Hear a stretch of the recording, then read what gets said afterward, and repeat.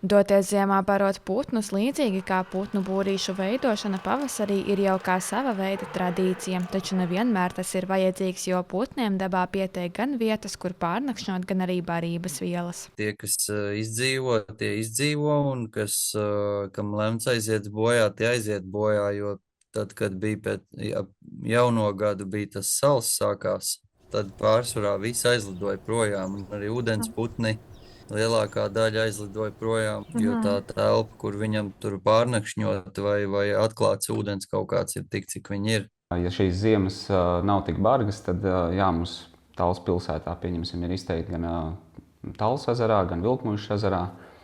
Arī šis dīķītis starp Maksimu un Katlamāju uz Rīgas ielas. Šī ziema tur attiecīgi putni ir pārvietojušies uz citām vietām, bet tas, protams, nenozīmē, ka cilvēki viņus nemēģina barot arī citās vietās. Jā. Ja putnus tomēr iesāk barot, tas jāturpina darīt līdz pavasarim, kad zemi vairs nesad sniega kārta un putniem atkal ir lielākas iespējas iegūt barību. Papildus barošana bargā ziemā vairāk attiecinām uz mazajiem putniem, zīlītēm, sarkankrūtīšiem un zvirbuļiem.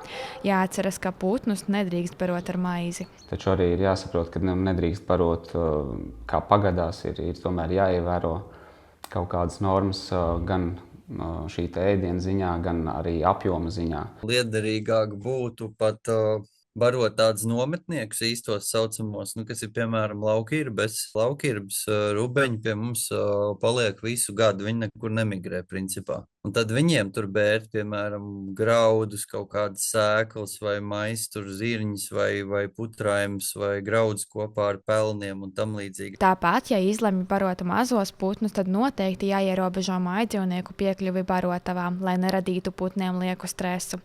Putniem ziemas laikā ir grūtāk uzņemt pietiekamu enerģijas daudzumu, kas var rezultēties ar to bojāju nakts laikā. Ir barotava, piemēram, un tad ir kaķi tur pat tās sētā, koridorā, pie logā. Es viņu izlaidīšu uz 5 minūtēm, bet viņš vienalga rada putniem stresu, jo viņiem tā diena, tas gaišais periods ir tik garš, cik viņš ir.